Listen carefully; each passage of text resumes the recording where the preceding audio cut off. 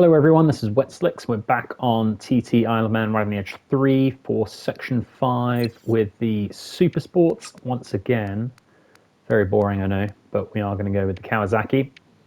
Again, a lot of the top times with that, and another Yamaha. I'm going to have to try out the Yamaha again because it's consistently in the top 5 times.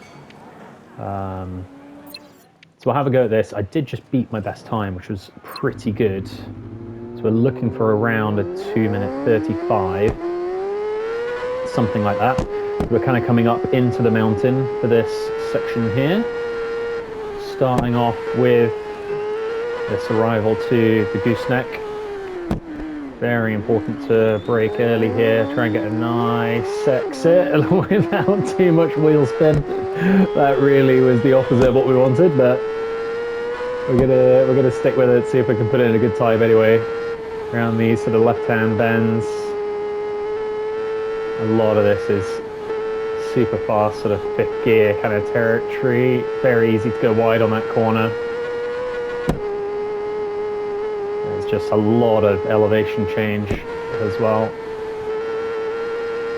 You can turn a lot of these corners that seem like almost getting the edge of the road there. We made it, and there again, very wide, but just trying to carry a lot of speed through there. You normally don't have to brake, but I was a little bit offline.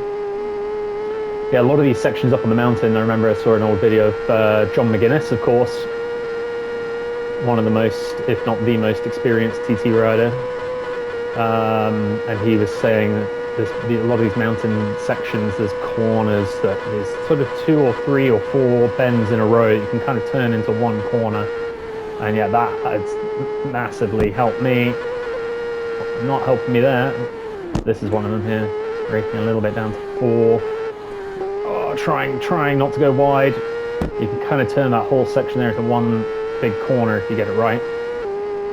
Back up into 6th gear. There's another 2 right-hand bends here. Been trying to go a little bit faster through here than I have been before.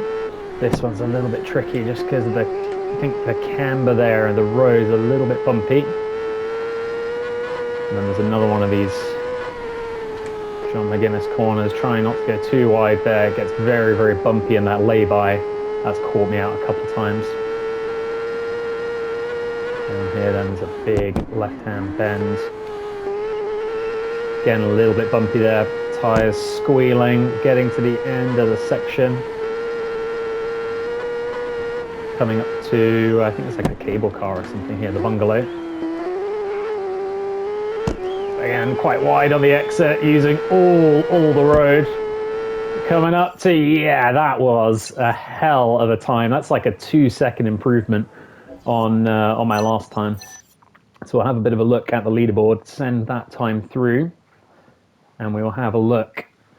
Again, this was another section I'd been doing on the Triumph, and I'd had my best time on the Triumph, and the Kawasaki seems to have so much more speed.